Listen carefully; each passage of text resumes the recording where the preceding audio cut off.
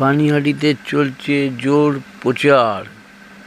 লোকসভার তৃণমূল প্রার্থী সৌগত রায়ের সমর্থনে প্রচার করছেন পানিহাটির বিধায়ক নির্মল ঘোষ। আপনারা দেখছেন এই খবর urban Times portal channel, social মিডিয়ায়। মহন্ত দাশগুপ্তর খবরে দেখছেন জনপ্রিয় পোর্টাল চ্যানেল।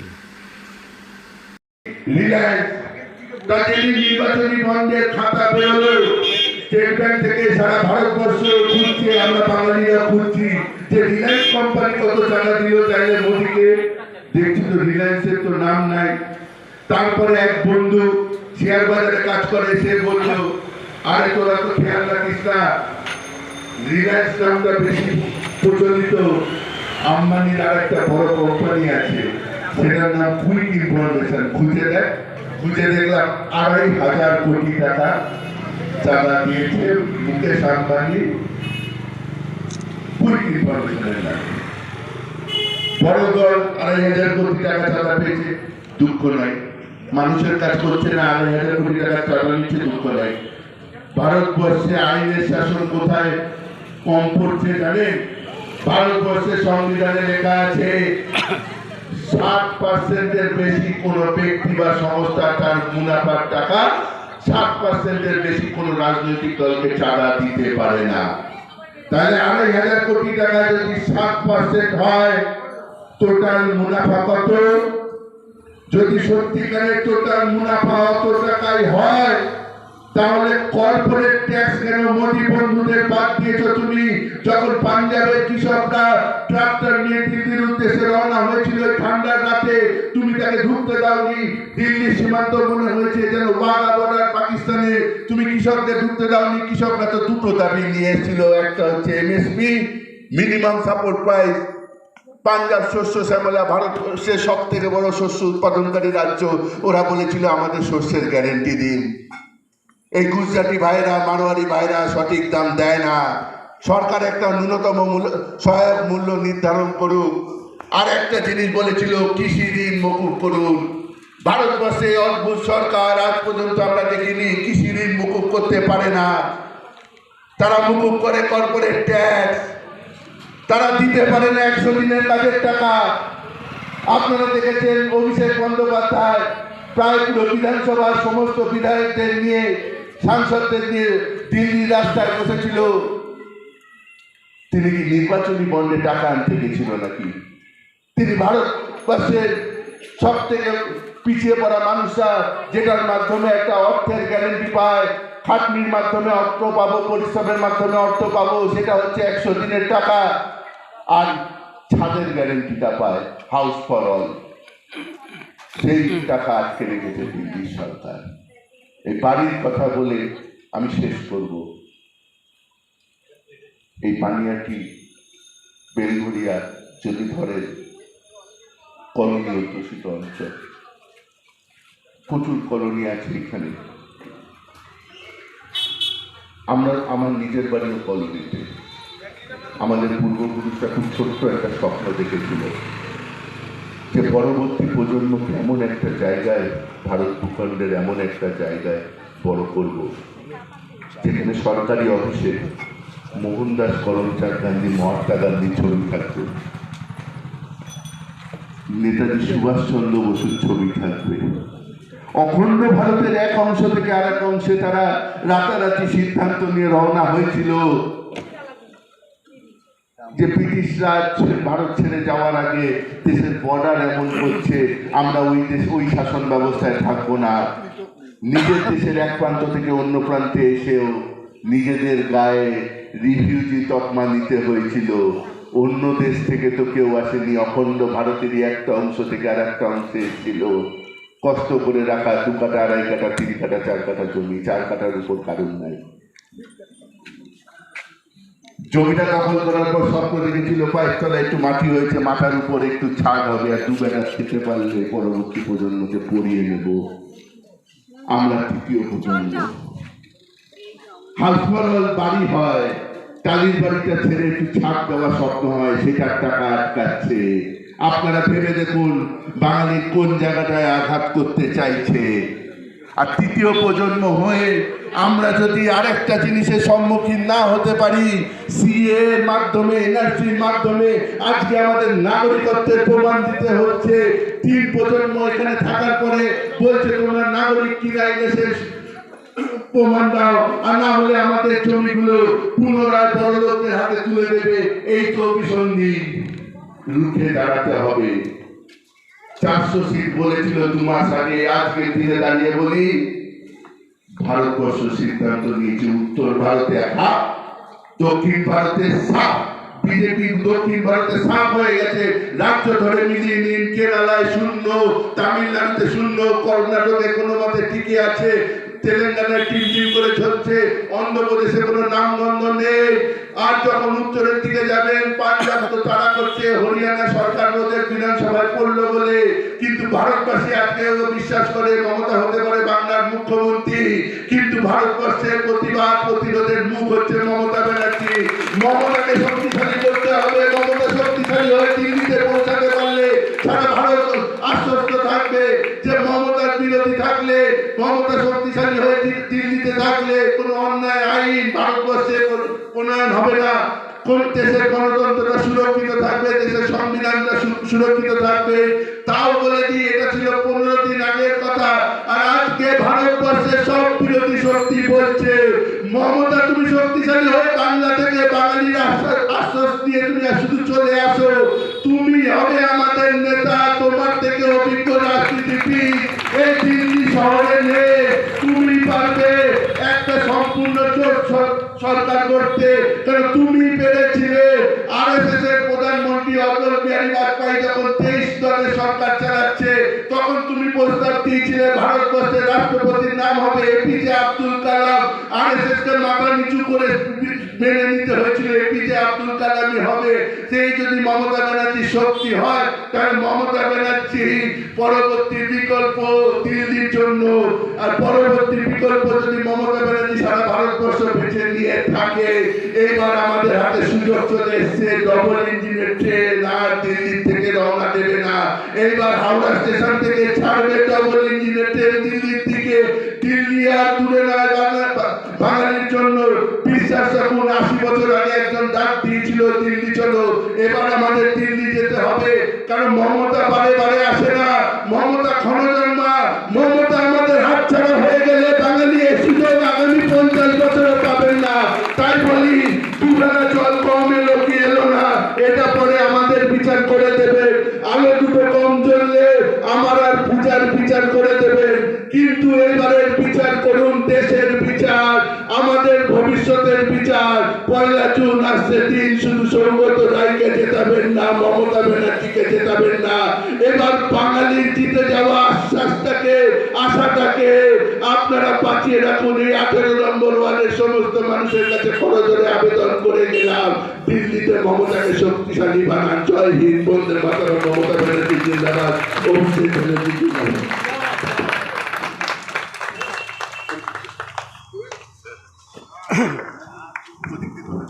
ধন্যবাদ তীর্থঙ্কর ঘোষ মহাশয়কে। আমাদের মধ্যে এসে উপস্থিত হয়েছে বিধানসভার মুখ্য সচেতক, পানিহাটির বিধায়ক, দমদম ব্যারাকপুর সাংগঠনিক জেলা তৃণমূল কংগ্রেসের মাননীয় চেয়ারম্যান নির্মল ঘোষ মহাশয়। সকলে একবার করতালি দিয়ে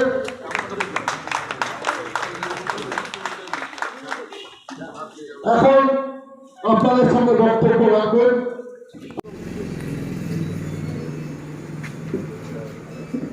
দক্ষিণ পাঁশকুড়া 18 নম্বর ওয়ার্ডে পক্ষ থেকে তৃণমূল কংগ্রেসের, সারা ভারত তৃণমূল কংগ্রেসের প্রার্থী অধ্যাপক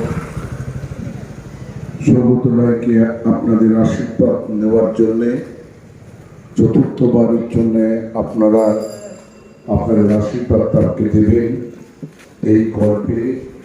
আপনাদের আমাদের এই ওয়ার্ডে আজকের এই পথসভায় আমাদের সভাপতিত্ব করছেন বাচ্চু বিশ্বাস। এই সভার আয়োজক শ্রী পার্থ চৌধুরী, এই ওয়ার্ডে আমার প্রিয় কাউন্সিলর অজয় চক্রবর্তী চৌধুরী, ভাই টকরি, আমার সমাগত ভাইরা, আমার সহকর্মীরা, আমাদের মায়েরা এবং আমাদের কথা দূর থেকে যারা শুনছেন, এই অঞ্চলের সকলকে বড়কে আমার নমস্কার আর সকলকে আমার সংগ্রামী অভিনন্দন এবং শুভকামনা জানাই আপনাদের। অষ্টাদশ লোকসভা নির্বাচন এবার পশ্চিমবাংলার কাছে এবং ভারতবর্ষের কাছেও খুব গুরুত্বপূর্ণ। একটা সরকার যখন তৈরি হয় তখন সরকার কি কাজ করবে, কারণ ভারত সরকার রাজ্যের সরকার নয়, আমাদের 23টি বড় রাজ্য আছে এবং আমাদের রাজ্য কেন্দ্রশাসিত রাজ্য আছে। যখন সরকার তৈরি হয় তখন বিজেপি, ভারতবর্ষের বর্তমান প্রধানমন্ত্রী, তিনি ঘোষণা করেছিলেন এই ভারতবর্ষকে তিনি দারিদ্রতা মুক্ত করবেন, ভারতবর্ষ থেকে গরিবী দারিদ্রতা তিনি মুক্ত করবেন। তিনি বলেছিলেন যে আমি 2 কোটি লোকের চাকরি প্রতি বছর দেব, আপনারা আমাকে ভোট দিন। তিনি বলেছিলেন যে আমি ভারতবর্ষের যারা ব্ল্যাক মার্কেটিয়ার্স, যারা কালো ধন উপার্জন করে ভারতবাসীকে ফাঁকি দিয়ে রেখেছে, সেই ব্ল্যাক মানি, কালো ধন আমি ভারতবর্ষের জন্য উদ্ধার করব। আমার কাছে তিনি লিস্ট নিয়ে পড়ছিলেন, 625 জনের নাম তিনি ঘোষণা করে দিয়েছিলেন। এদের টাকা ভারতবর্ষে এবং ভারতবর্ষের বাইরে সুইজারল্যান্ডে আছে, সেই টাকা আমি আনব এবং ভারতবর্ষে মানুষকে সচ্ছল করার জন্যে আমি 15 থেকে 20 লক্ষ টাকা ভারতবাসী, প্রত্যেক ভারতবাসী পরিবারে আমি আপনারা জনধন প্রকল্প নামে 0 ব্যালেন্সে আপনারা ব্যাংকের খাতা খুলে রাখুন, আমি সেই টাকা 15 থেকে 20 লক্ষ টাকা প্রত্যেক পরিবারকে আমি দেব। তিনি বলেছিলেন ভারতবর্ষ যে ভারতবর্ষের যে সংবিধান, ভারতবর্ষের 1947 সালে 15ই আগস্ট স্বাধীন হওয়ার পর ভারতবর্ষের যে সংবিধান তৈরি হয় 17ই নভেম্বর 1949 সালে ভারতবর্ষের সমস্ত অ্যাসেম্বলিগুলো তাদের সম্মতি দেয় এবং 1950 সালে 26 জানুয়ারি পৃথিবীর শ্রেষ্ঠ গণতন্ত্র, সর্ববৃহৎ গণতন্ত্র ভারতবর্ষের প্রতিষ্ঠা হয় এবং সেই প্রতিষ্ঠাতার মধ্যে নেতাজির পথ ছিল যে প্ল্যানিং ইকোনমি হবে। পণ্ডিত নেহেরু তিনি এই সংবিধান তৈরি করার জন্য এমন একজন মানুষকে তিনি খুঁজে বের করলেন যার জীবন জীবিকা, যার জীবন কথা, যার শিক্ষা দীক্ষা, যার জীবনে উপলব্ধি হচ্ছে মানসিকতা, মানবিকতা এবং এই দেশে যারা পিছিয়ে পড়া জনজাতি, schedule caste, schedule tribe, OBC, যারা প্রকৃত অর্থে গরিব এবং পিছিয়ে পড়া জনজাতি, তাদের সমাজ থেকে বাবা সাহেব ডক্টর আম্বেদকর এবং তিনি এই সংবিধানকে তৈরি করলেন। সরকারে যে কোনো লোক যেতে পারবে যদি দেশে গণতন্ত্র থাকে। এই গণতন্ত্রকে ভারতবর্ষে একে মন দিয়ে, একে প্রাণ দিয়ে এবং এই গণতন্ত্র প্রতিষ্ঠা করার জন্যে 10 লক্ষের বেশি মানুষ 100 বছরের বেশি সময় ধরে রাজাদের বিরুদ্ধে, রাজতন্ত্রের বিরুদ্ধে, ব্রিটিশ সাম্রাজ্যবাদের বিরুদ্ধে লড়াই করেছে। এই লড়াইতে আপনাদের কাছে আমার অনেক সময় নিয়ে বড় অপেক্ষা রাখে না। বাঙালির অবদান একেবারে কবি রবীন্দ্রনাথ থেকে, নেতাজি সুভাষচন্দ্র বোস থেকে, যিনি রামকৃষ্ণ পরমহংসদেব থেকে, স্বামী বিবেকানন্দ থেকে, একেবারে ঈশ্বরচন্দ্র বিদ্যাসাগর থেকে যত মনীষীরা এসেছেন এবং সেই মনীষীরা পথ দেখিয়েছেন। ঋষি অরবিন্দ, ঋষি বঙ্কিমচন্দ্র চট্টোপাধ্যায়, এরা সবাই মিলে পথ দেখিয়েছেন এবং এই পথে ভারত গণতন্ত্রের শ্রেষ্ঠত্ব অর্জন করেছে।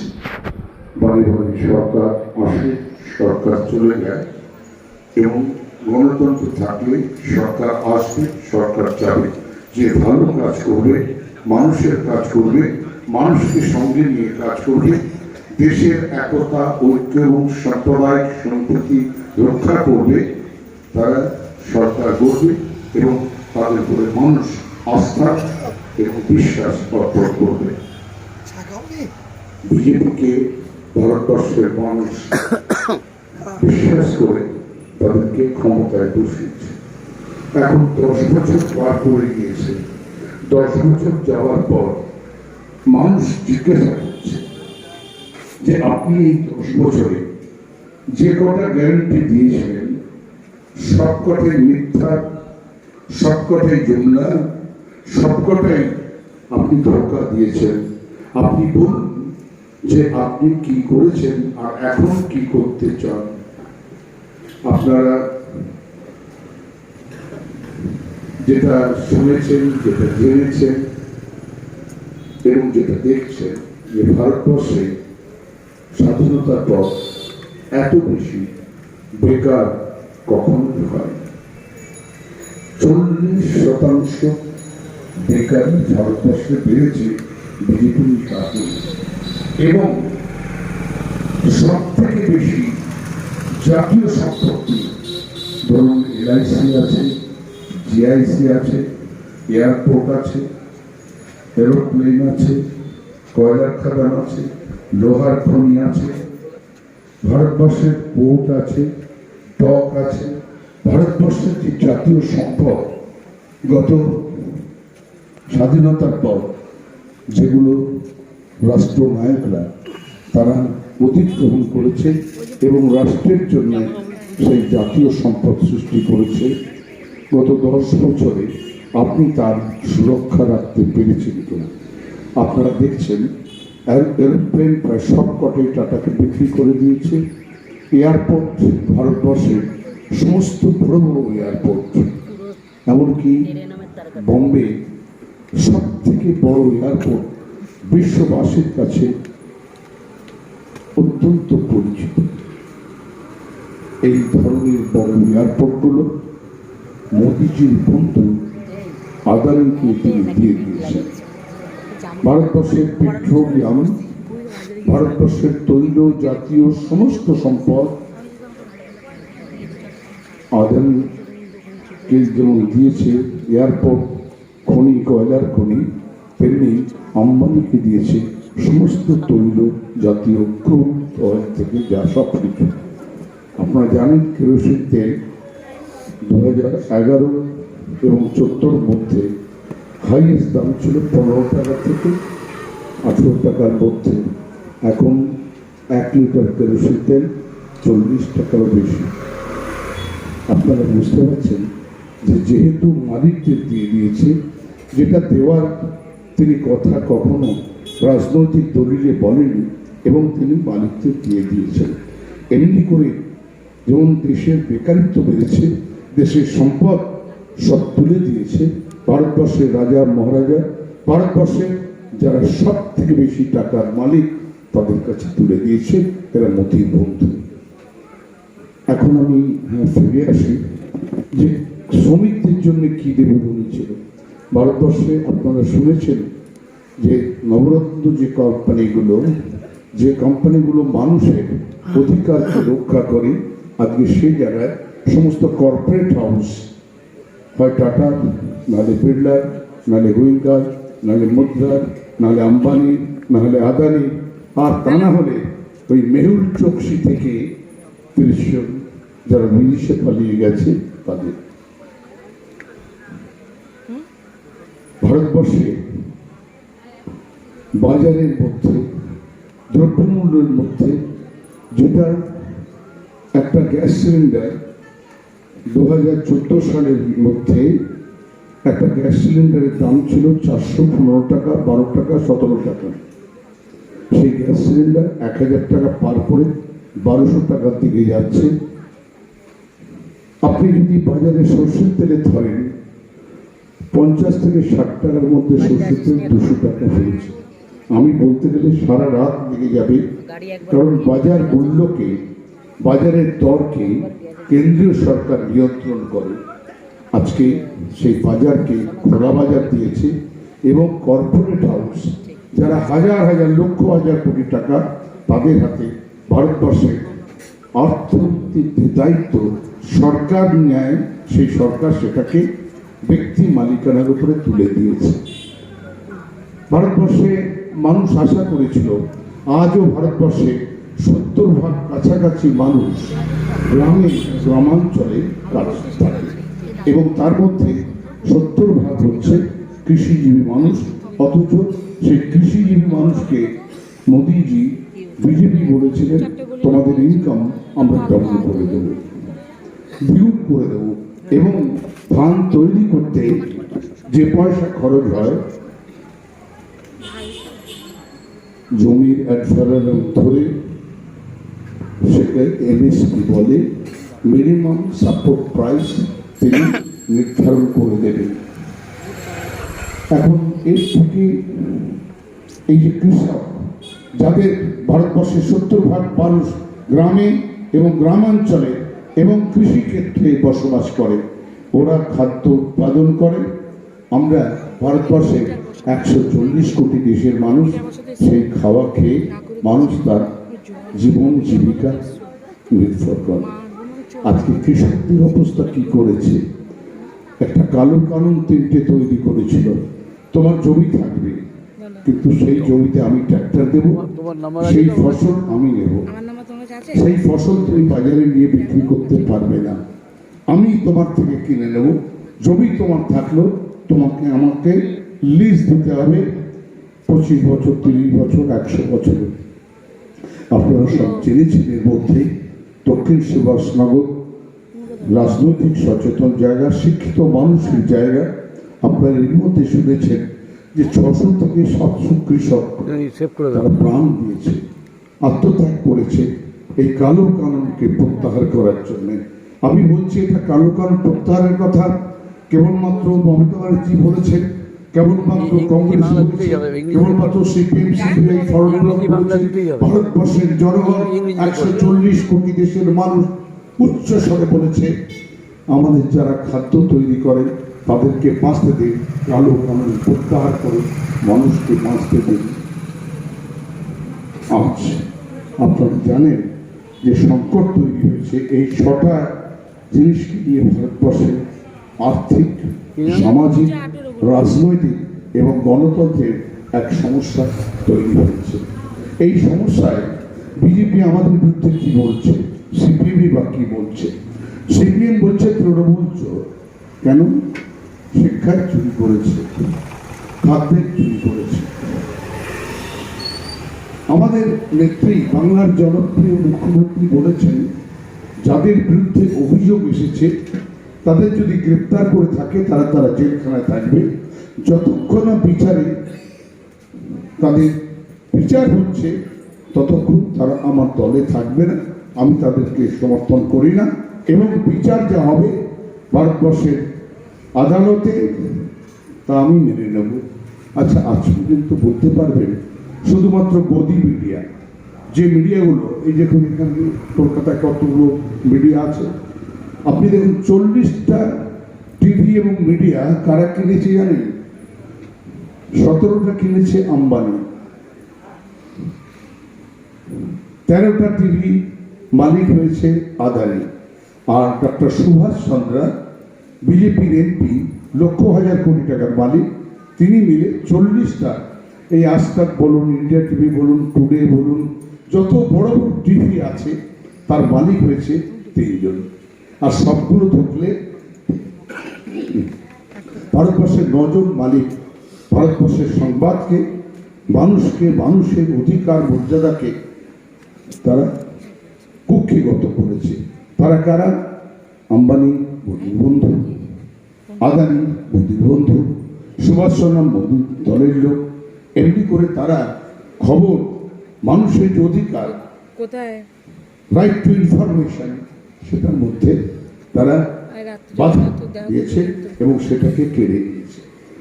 তাই আমরা বলছি যে ঠিক আছে, মিডিয়া বলছে, বিজেপি বলছে, সিপিএম বলছে, বিচার হোক। আজ পর্যন্ত আমি মায়েরা আমার ডান দিকে বাম দিকে আছে, আমার গুরুজনেরা, ভাইরা আপনারা আছেন যারা আমার কথা শুনছেন, একটি ক্ষেত্রে বিচার হচ্ছে যে তৃণমূলের লোক চোর। খাদ্যের ব্যাপারে আমি জোর করে বলতে পারি, গত 2 বছরে খাদ্যের টাকা দিল্লি বন্ধ করে দিয়েছে। আমাদের নেত্রী বাংলার মুখ্যমন্ত্রী 35,000 কোটি টাকা গত 2 বছরে মানুষের রেশন, দুয়ারে রেশন পৌঁছে দেওয়ার, ভারতবর্ষের রাষ্ট্রপতি পুরস্কার পেয়েছে দুয়ারে রেশন পৌঁছে দিয়ে। আমি এখানে পাঞ্চশালাতে আপনাদের কাছে বুক ফুলিয়ে বলতে চাই, আপনারা দীর্ঘ বছর আমাকে রেখেছেন, আমার উপরে বিশ্বাস আছে। আমি শুধু আপনাদের বলি, একটি কথা বলি, তাদের রেশন কার্ড আছে, আমার গুরুজনেরা, ভাইরা, আমার মায়েরা, একটি বাড়িতে একটি রেশন কার্ড আনুন। যার রেশন কার্ড চালু আছে, রেশন কার্ড মরে গেলে তো আর থাকে না, যাদের চালু আছে একটা পরিবারকে আনুন, যিনি রেশন পাননি মমতার শাসন। যদি সত্যি হয়ে থাকে তাহলে চুরি কিসের? যে চুরির কথা সিপিএম এবং বিজেপি করছে, ধীরে ধীরে ভান্ডার 4 হয়ে যাচ্ছে। দেখুন আজকে রেশন সবাই পাচ্ছে, গ্রাউন্ড লেভেলের রিয়ালিটি। এখানে পাড়ায়, ওয়ার্ডে, গ্রামে এই সত্যতা হচ্ছে মানুষ রেশন পাচ্ছে, মমতা ব্যানার্জি সেই টাকা দিচ্ছে। আমি আপনাদের বলি, এই যে 100 দিনের কাজে দিল্লি টাকা দিল না, বিজেপির এমপিরা গিয়ে ওখানে বসে রইল যে মমতা সরকারকে ফেলে দিতে হবে, মমতা সরকারকে 356 লাগিয়ে সেরে দিয়ে বিজেপি সরকার আনতে হবে। ভারতবর্ষের যারা সরকার চালায় তারা গণতন্ত্রের কথা ভুলে গেলেন, ভারতবর্ষের যারা সরকার চালায় তারা কনস্টিটিউশন অফ ইন্ডিয়া তা ভুলে গেলেন, ভারতবর্ষের পার্লামেন্টারি সিস্টেম ভুলে গেলেন। তারা বললেন কেন্দ্র রাজ্যের যে সম্পর্ক, যৌথ দায়িত্ব, সেই দায়িত্ব তারা প্রত্যাহার করলেন। কিন্তু মমতা ব্যানার্জি দেখুন, ভারতবর্ষে আরেকজন মুখ্যমন্ত্রী পাবেন না। 69 লক্ষ শ্রমিক যারা গ্রামে কাজ করেছে, তাদের টাকা আমাদের সরকার ফার্স্ট এপ্রিল প্রত্যেকের কাছে পৌঁছেছে।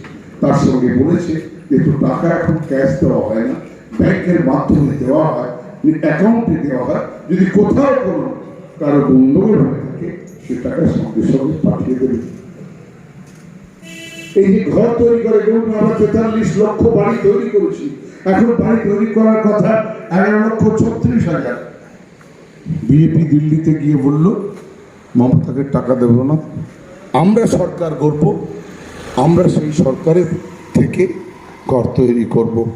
এমনি মমতা ব্যানার্জি বলছিলেন, দেখুন আমরা দিই 1,95,000, যার ঘর তৈরি হয় তিনি দেন 25,000 টাকা, আর দিল্লি দেয় মাত্র 1,20,000 টাকা। এখানে প্রধানমন্ত্রী ছবি থাকবে, বাংলার কথা থাকবে না। বাংলার 1,95,000 টাকা বাংলা দেয়। মমতা বলেছেন যদি গৃহ হয় সকলের বাড়ি, তাহলে বাংলা এবং দিল্লি দুজনের ছবি থাকবে। পশ্চিমবাংলার কথা রাখতে হবে। বাংলার মানুষের যে যশ, যে ঐশ্বর্য, বাঙালির যে অস্মিতা, তা ওই বাড়িতে থাকবে। তোমার নামে কেন হবে? তুমি মাত্র 1,20,000 টাকা দাও। মমতা কথা বলেছেন, অধিকারের কথা বলেছেন, মর্যাদার, বাঙালির মর্যাদার কথা বলেছেন। আর সিপিএম এবং কংগ্রেস চুরির কথা তুলেছে। আমি খাদ্যের কথা বললাম, এবার শিক্ষার কথায় আসি। আপনারা তো এর মধ্যে জেনেছেন যে জজ তৃণমূলকে চোর তৈরি করার জন্যে দিল্লির সঙ্গে হাত মিলিয়েছিল। প্রথমটা হাত মিলিয়েছিল সিপিএমের সঙ্গে, কিন্তু সিপিএম বুঝেছিল যে লোকটার বুদ্ধি গতি ঠিক নেই, মেন্টালি, ফিজিক্যালি, পলিটিক্যালি, সোশ্যালি এই লোকটা ভারতবাসীকে, বাংলাবাসীকে জাস্টিস দিতে পারবে না, ন্যায় বিচার দিতে পারবে না। তাই সিপিএম ধীরে ধীরে সরে গেল। এবং প্রথমে খুব সিপিএম জাস্টিস গাঙ্গুলির মতো মানুষ, মানে ভগবান, আর তোদের পার্টির ভগবান জ্যোতি বসু ছিলেন, তার উপস্থিতি সপ্তম বামফ্রন্ট হয়েছে। বুদ্ধদেব 5 বছরে 235কে 35-এ নিয়ে এসেছেন। রাজনীতি, অর্থনীতি, সমাজনীতি এবং মানবিকতা দুটো তিনটে একসঙ্গে না থাকলে কখনো পলিটিশিয়ান হওয়া যায় না। রাজনীতির বলুন তো আমাকে কত গালাগাল এখানে দিয়েছে। আমি দেখুন রাস্তা, বাড়িতে দেখুন জল, আলো দেখুন রাস্তায়, নিকাশি ব্যবস্থা দেখুন, খালের সংস্কার বলুন। এই যে উঠেই আরেক ট্যাগের রোডে যান, মায়ের আমার, দাদার আমার সকালবেলা যান, খুব দেখা যায় রাস্তায়। সিপিএম কখনো চিন্তা করতে পেরেছে এমন রাস্তা তৈরি করা যায়? কখনো ভাবতেও পারেনি। তাই আমি বলি, এরা শিক্ষা নিয়ে বলেছে। দেখুন সুপ্রিম কোর্টে যখন গেছে 26,000 ছেলে মাই, তারা আমার আপনার বাড়ির কিছু ছেলে মেয়ের শিক্ষকতা পেয়েছে। দিল্লি সুপ্রিম কোর্ট বলছে বিচার কেন করলো না? যারা চাকরি পেয়েছে সব অসৎ, যারা চাকরি পেয়েছে সব অযোগ্য, যারা রাস্তায় বসে আছে 2,000-3,000 তারাই যোগ্য। বিচার করলেন না কেন জাস্টিস গাঙ্গুলি? জাস্টিস গাঙ্গুলি বিচার করলেন না কেন? বিচারের দায়িত্ব সুপ্রিম কোর্ট বলেছিল কলকাতা হাইকোর্ট করবে, কিন্তু বিচার না করে সবটাই জলাঞ্জলি দিয়ে ছেলে মেয়েগুলোকে 26,000 ছেলে মেয়েকে রাস্তায় বসে দিয়ে চলে গেল। মমতা, মমতা, মমতা। এখানেই তার হৃদয়, এখানেই তার মানবিকতা, এখানেই তার মানসিকতা। বলেছে একটা ছেলে মেয়ের চাকরি আমি খেতে দেবো না, আমি সুপ্রিম কোর্টে লড়াই করবো, সবচেয়ে বড় আদালতে আমি যাব। সুপ্রিম কোর্ট কি বলছেন? আপনি বিচার তো করতে হবে যে আমার 26,000 ছেলে মেয়ে চাকরি পেয়েছে, যদি সাদা খাদা দিয়ে কেউ পেয়ে থাকে তাকে আলাদা করুন, তার চাকরি খেয়ে দিন। কেউ যদি নকল করে পরীক্ষা দিয়ে থাকে তার চাকরি খেয়ে দিন। কিন্তু আপনি বিচার করলেন না। বিচারের বাণী নীরবে নির্ভীতে কাঁদল। আর সিপিএম আর কংগ্রেস তৃণমূল চোর হয়, তৃণমূল চোর হয়, সব ছেড়ে রাখবো। এই যে অর্বাচীন, এই অর্বাচীন রাজনৈতিক ব্যাংক্রাপ্সি সিপিএমে এসেছে বলেই আজকে বাংলার মানুষ সিপিএমকে আজকে গ্রহণ করে না, শোনে তাদের কথা। কমরেড কেমন আছেন? খুব ভালো আছি। আপনাদের তো জনসমর্থন নাই। 19 সালে 2019-এ সব সিপিএম বলতে নাচে কানাচে ওই মমতারে হারাইতে হবে। কি করুন কর্তা? কমরেড বলেন। বলে মমতারে হারাইতে গেলে বিজেপিকে ভোট দাও। আপনাদের খেয়াল আছে, আমি যা বলছি অনেকেরই খেয়াল থাকতে পারে, বিজেপিকে ভোট দাও। কারণ নিজের নাক কেটে পরের যাত্রা ভঙ্গ করতে হবে। আর বিজেপিকে ভোট দিয়ে এমন এক খুঁড়োর কলে, এমন অনেক কলে আটকেছে যে কমিউনিস্ট পার্টি আর ভারতবর্ষে থাকবে না। এরা বললো কি ওই মমতা যায় 100 দিনের কাজে গরিব মানুষের বাড়ির জন্য মমতা অভিষেক যাচ্ছে, সমস্ত এমএলএরা মন্ত্রীরা যাচ্ছে, ওই দেখো কি দুর্দশা ভিক্ষা করতে যাচ্ছে। কত কথাই না আমাদের বিরুদ্ধে বলেছে, আজও বলছে। কিন্তু যেদিন পিনারাই, কেরালার সিপিএমের মুখ্যমন্ত্রী, একটাই রাজ্য আছে কেরালা, তিনি তার দলবল নিয়ে সমস্ত সিপিএমের নেতাদের নিয়ে, সিপিআইয়ের নেতাদের নিয়ে, সমস্ত বামফ্রন্টের নেতা দিয়ে মন্ত্রিসভা গিয়ে যন্তর মন্ত্রে ধর্ণা দিলেন, থালা নিয়ে গেলেন, আমার টাকা দাও, আমার টাকা তুমি আটকেছে কেন, এই গণতন্ত্রকে হত্যা করছো তুমি। ও দাদা, কমরেড দাদা, কেমন লাগে? মমতা গেলে মমতা ভিক্ষা করতে গেছে, আপনার মুখ্যমন্ত্রীর টাকা যখন আটকেছে তখন আপনি কি জন্য গিয়েছিলেন, এর জবাব আপনাদের দিতে হবে। তাই শিক্ষাক্ষেত্রে দুর্নীতির কথা একটা প্রমাণ দিতে পেরেছে, কোর্টে বিচার হয়েছে 2 বছর, কেউ প্রমাণ দিতে পারেনি। তাই এরা এবার নতুন কথা তুলেছে সন্দেশকারী। দেখছেন ধর্মের ঠাক আমার মায়ে বলতো, দেখ রে, তুই যতই মিথ্যা কস ধর্মের ঢাক কিন্তু বাজবে। আমি কিন্তু বুঝতে পারো মমতা মাতৃ সম, তাই তিনি বুঝেছেন কিভাবে ষড়যন্ত্র করে আজকে সন্দেশখালিতে মায়েদের অপমান করেছে। নির্যাতনের কথা সাদা কাগজে লিখে নিয়েছে বিজেপির সভাপতি বলছে, বিজেপির মায়েরা বলছে কে ওরা রাষ্ট্রপতির কাছে গেল, ওরা তো ধর্ষিত হয়নি, কে বলছে ওদের প্রার্থী। তাই আমি বলি যে সিপিএম এবং বিজেপি এত তলায় নেমে গিয়েছিল, এবং বিশেষ করে বিজেপি লক্ষ লক্ষ হাজার কোটি টাকা খরচা করেছিল সন্দেশখালিতে ওই মায়েদেরকে।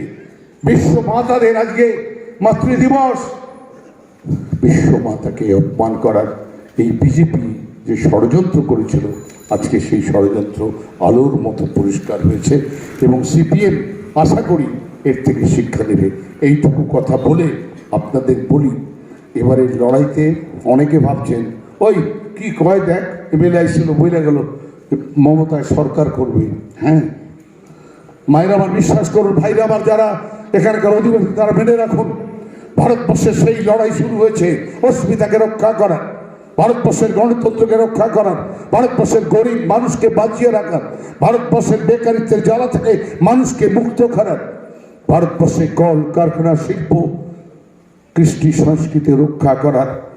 কে আমি সংবিধানকে ভেঙে দিয়ে বলছি হিন্দু, মুসলমান, জৈন, খ্রিস্ট, শিখ, বুদ্ধিস্ট, কে আমি ধর্মের ভিত্তিতে, জাতপাতের ভিত্তিতে, বর্ণের ভিত্তিতে ভারতবর্ষকে, ভারতবর্ষের একতাকে, ভারতবর্ষের ঐক্যকে, একতাকে, ভারতবর্ষের গর্বকে, গরিমাকে আজকে বিজেপি যখন ধূলিসাৎ করছে, তখন সব রাজনৈতিক দল বলছে এবার বিজেপির শেষ। আর মমতা ব্যানার্জি বলছেন আমি শুরু করেছিলাম পশ্চিমবাংলা দিয়ে, এখন আমার উপরে আক্রমণ হচ্ছিল বিজেপি, সিবিআই, ইডি, আইটি দিয়ে আক্রমণ করছিল। সেই আক্রমণ বিহারে পৌঁছেছে, উত্তরপ্রদেশে পৌঁছেছে, দিল্লিতে কেজরিওয়ালকে জেলখানা নিয়ে গেছে, ঝাড়খণ্ডে পৌঁছেছে, মুখ্যমন্ত্রীকে জেলখানায় নিয়ে গেছে, মহারাষ্ট্রে পৌঁছেছে, মহারাষ্ট্রের সমস্ত মন্ত্রীদের কেস দিয়েছে, জেলখানায় দিয়ে গেছে। দক্ষিণ ভারত, উত্তর ভারত, পশ্চিম ভারত, পূর্ব ভারতের মানুষ আজকে বলছে, আজকে কি বলছে, নারী নির্যাতনের কথা, শত শত নারী গৃহহীন। ওই যে 6টা রাজ্য আছে, মিজোরাম থেকে শুরু করে কোন রাজ্য, এই যে 6টা রাজ্য আছে, সবাই বলছে উনি এত দরদের কথা বললেন সন্দেশখালিতে নিয়ে, আজকে তো আলোর মতো পরিষ্কার হয়ে গেল। তিনি ব্রিজভূষণের কথা বললেন না কেন? 6 জন মহিলা যারা আন্তর্জাতিক থেকে স্বর্ণপদক নিয়ে এসে তারা যখন বললেন আমরা নির্যাতিত, আমাদের অপমান হয়েছে, আমাদের স্বাভিমান কেড়ে নিয়েছে, একবারও তো বললেন না। হাতরাসের কথা একবার বললেন না। আর মণিপুর শত শত মেয়েকে বস্ত্রহীন করে তাদেরকে হাঁটিয়েছে, বাড়ি ঘর জ্বালিয়ে দিয়েছে, মন্দির মসজিদ গির্জা নিয়ে কি সংঘর্ষ সেখানে। ভারতবর্ষের গণতন্ত্রকে খবর দিয়েছে বিজেপি, সে কথা একবারও কি মোদি বলেছে? আর এবারের নির্বাচন কি বলেছে যে উনি এইবার জিতলে কি করতে চান? একটা কথা বলেননি, কারণ তার যত কথা ঝুট পর ঝুট, হিন্দিতে বলে মিথ্যা আর মিথ্যা, জুমলা আর জুমলা। তিনি কখনো ভারত শাসন করতে পারবেন না। তিনি সর্বশেষ চেষ্টা করেছেন রাম মন্দির করে, ভগবান রামচন্দ্রের প্রাণ প্রতিষ্ঠা করে, ভারতবর্ষের কাঞ্চিপীঠ মহান, যারা মহান, যারা 4টে পীঠের হিন্দু ধর্মের যারা আচার্য, তারা বলছে কবি তুমি ঘোরতর অন্যায় করছো। মায়েরা প্রতিদিন লক্ষ্মী পুজো করেন, কারণ প্রতিষ্ঠিত মা লক্ষ্মী।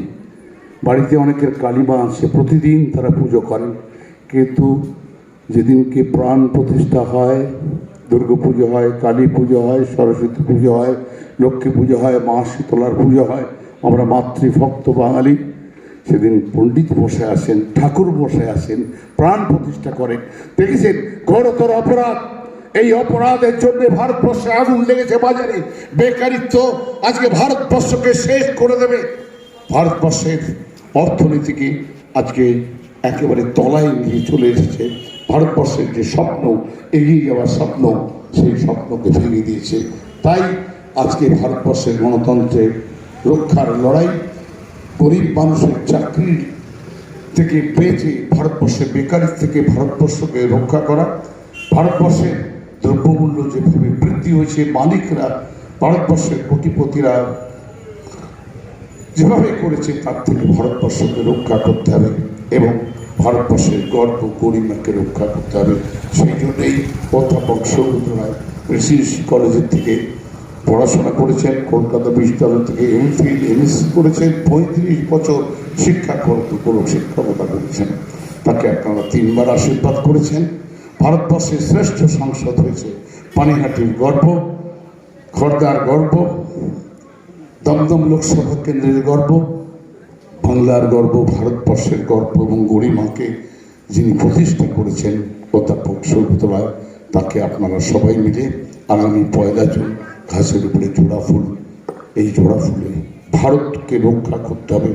এবারের ভোট শুধু জেতাবার নয়, এবারের ভোট হচ্ছে ভারতবর্ষের গণতন্ত্রকে, ভারতবর্ষের স্বাধীনতাকে, ভারতবর্ষের সর্বধর্মের যে তীর্থক্ষেত্র, ওই যে সংবিধান, একে রক্ষা করা। আসুন সবাই মিলে একে রক্ষা করুন। আর মমতাই পারবে, কারণ ভারতবর্ষে নতুন সরকার হবে।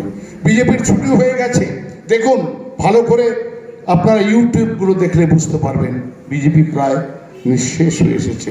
180 থেকে 200 বেশি পাবে না। আর ভারতবর্ষে বিরোধীরা 350 আসন পাবে এবং সেই নতুন সরকার হবে। যে সরকার পশ্চিমবাংলার থেকে আমাদের প্রিয় মুখ্যমন্ত্রী, বাংলার নয় ভারতবর্ষের মহিলাদের অস্মিতা, গর্ব এবং গরিমা, এই সরকারের সঞ্চালিকা শক্তি হবে। আবার অধ্যাপক সৌগত রায় ভারতবর্ষের উন্নয়নের দায়িত্ব পাবেন। সবাই ভালো থাকবেন। জয় হিন্দ, বন্দে মাতরম। তৃণমূল কংগ্রেস জিন্দাবাদ, মমতা ব্যানার্জি জিন্দাবাদ, অভিষেক ব্যানার্জি জিন্দাবাদ। আপনারা ভালো থাকুন সবাই এবং ভোট দিন, ভোট দিন, অধিকার রক্ষার ভোট, এই আবেদন করে আমার কথা শেষ করা। কুণাল এসে গেছে, ভালো বলে, এখন কুণাল বলুন। ধন্যবাদ আমাদের প্রত্যেকের অভিভাবক নির্মল ঘোষ মহাশয়কে। আমাদের মধ্যে এসে উপস্থিত হয়েছে উত্তর পানিহাটি শহর তৃণমূল কংগ্রেসের সম্পাদক মণ্ডলীর সদস্য ভাই কৃষ্ণেন্দু চক্রবর্তী রাজু। এখন আপনাদের সামনে বক্তব্য রাখবেন। দীর্ঘক্ষণ ধরে আমাদের এই